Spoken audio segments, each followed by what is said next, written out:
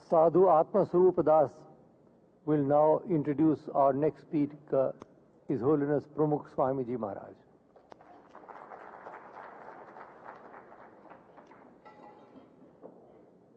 His Divine Holiness Pramukh Swami Maharaj is the spiritual leader of the International Hindu Movement, BAPS Swaminarayan Sanstha.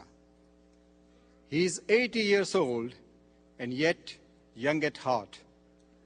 He holds a record in the Guinness Book of World Records as having consecrated 355 Hindu temples in 11 countries. He has created a society free from addictions, crime, and violence, and charged with the spirit of selfless service. He exemplifies the credo, "In the joy of others lies our own." His message is to live in communion with God and in harmony with humanity. It is my pleasure to request His Divine Holiness Pramukh Swami Maharaj to address this inaugural Peace Summit. You can hear the translation on the earphones. Thank you.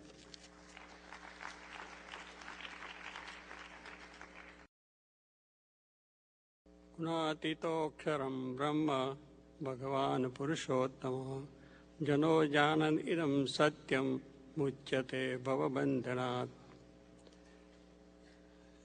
યુનોના મહામંત્રી પરમાદરણીય Shri coffee આનંદ, millennium વિશ્વ શાંતિ સંસદના પ્રમુખ આદરણીય Shri Ted Turner, વિશ્વ શાંતિ સંસદના મહામંત્રી આદરણીય શ્રી બાવા જૈન, આ સત્રના અધ્યક્ષ આદરણીય શ્રી ડૉક્ટર કરણસિંહ તથા વિશ્વમાંથી પધારેલા પૂજનીય સંત પુરુષો, ધર્મગુરુઓ, આયોજકો અને સંયોજકો, આજે યુનાના આંગણે આવી પહેલી ધર્મ સંસદ યોજાઈ છે ત્યારે આટલા બધા ધર્મગુરુઓના અહીં એક સાથે દર્શન કરતાં ખૂબ આનંદ થાય છે.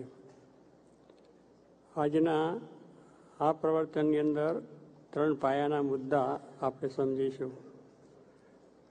પહેલો મુદ્દો, ધર્મગુરુઓ સાથેનો સંવાદ. બધા જ ધર્મો વચ્ચે સંવાદિતા અને સુમેળ થાય એ આજના યુગની અત્યંત મહત્ત્વની જરૂરિયાત છે. એ માટે ધર્મગુરુએ એકબીજા સાથે આત્મીયતાથી વિચાર વિમર્શ કરવો જોઈએ. 1984માં જ્યારે અમે વેટિકનમાં નામદાર પોપને મળ્યા ત્યારે પત્રકારોએ પૂછ્યું કે 2 ધર્મોના ગુરુઓની આ મુલાકાતથી શું લાભ થશે. અમે જણાવ્યું કે પરસ્પર જ્યારે ધર્મના ગુરુઓ મળે ત્યારે તે ધર્મના આશ્રિતો વચ્ચે દ્વેષ ઘટે છે અને સંવાદિતા વધે છે. જેમ આર્ચબિશપ ઓફ કેન્ટરબરી શુભ ભાવનાથી લંડનમાં અમારા સ્વામિનારાયણ હિન્દુ મિશન મંદિરે પધારેલા, તેમ અમે પણ બેથલેહેમ અને જેરુસલેમ ગયેલા અને ત્યાંના ધર્મગુરુ સાથે વિમર્શ કરેલો. એટલે જ અમે કહીએ છીએ કે પરસ્પર પ્રીતિ પ્રસરાવે તે ધર્મ.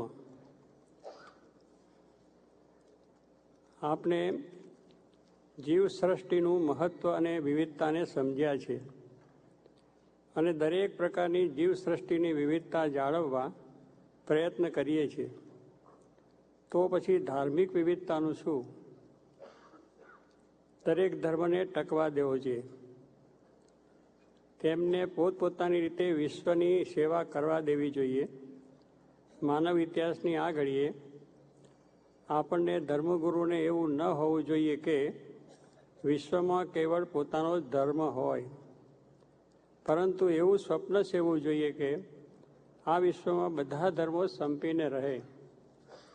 જેમ આપના આશ્રિતો સંપથી આપનો ધર્મ, જેમ આપના આશ્રિતોના સંપથી આપનો ધર્મ સબળ અને સુરક્ષિત બને છે, તેવી જ રીતે બધા ધર્મોના સંપ અને સુમેળથી આપનું ભવિષ્ય સબળ અને સુરક્ષિત બનશે.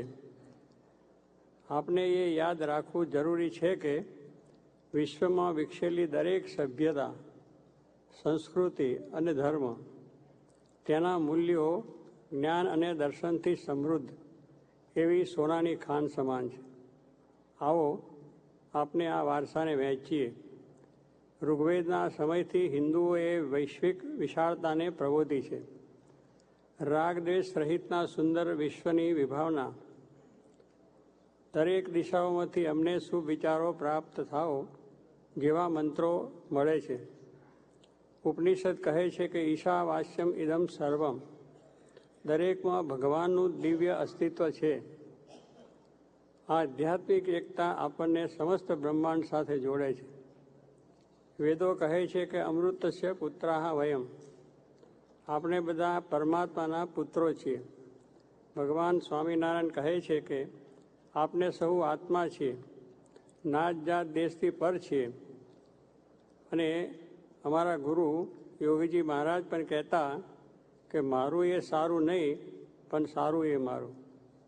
બીજી એમની એક બીજી ભાવના પણ એ ગુરુની હતી કે ભગવાન સર્વનું ભલું કરો. એમાં કોઈ નાત જાત ભેદ નહીં. દરેક ધર્મના કોઈ પણ મનુષ્યનું સારું થાય, ભલું થાય એ હંમેશા ઈચ્છતા, અને એ રીતે પોતે એમના વર્તનમાં પણ અમને જોવા મળ્યું છે. એવી રીતે સ્વામિનારાયણ ભગવાનનો પણ એ જ આદેશ હતો અને દરેકમાં વાત હતી.